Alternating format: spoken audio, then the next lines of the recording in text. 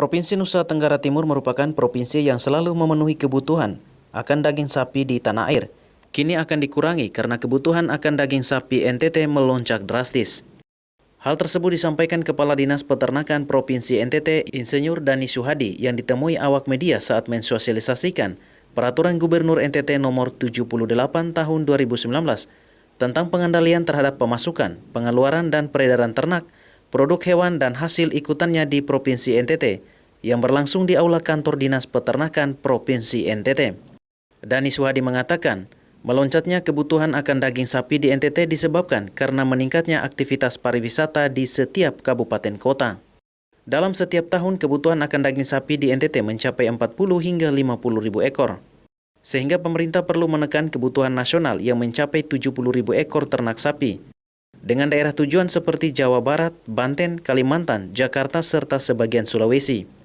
Selain ternak sapi yang diekspor ke luar daerah, terdapat juga ternak kerbau dan juga kuda dari Pulau Sumba.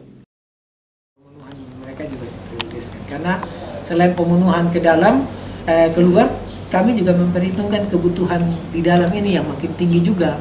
Dengan adanya aktivitas pariwisata ini tentu bisa saja kita mengurangi proporsi pengiriman keluar untuk menambah suplai yang dalam bentuk olahan-olahan yang ada di wilayah-wilayah destinasi wisata atau kawasan pariwisata atau pariwisata estate. Karena kita kurang lebih setahun itu untuk konsumsi dalam saja sekitar 40 sampai 45 ribu Ekor per tahun.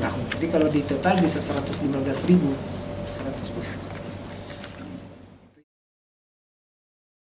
Kebutuhan daging sapi di NTT terus meningkat dari tahun ke tahun. Hal ini dikarenakan jumlah wisatawan yang berwisata ke NTT terus meningkat, sehingga perlu mengurangi pengiriman ternak sapi ke luar daerah. Daerah yang membutuhkan daging sapi tertinggi, lanjut Dani, yakni Kabupaten Manggarai Raya, serta sejumlah kabupaten lainnya di Pulau Flores, Kabupaten Sumba hingga seluruh kabupaten sedaratan timur. Selain kebutuhan akan daging sapi, kebutuhan daging kerbau juga sangat meningkat di setiap kabupaten kota.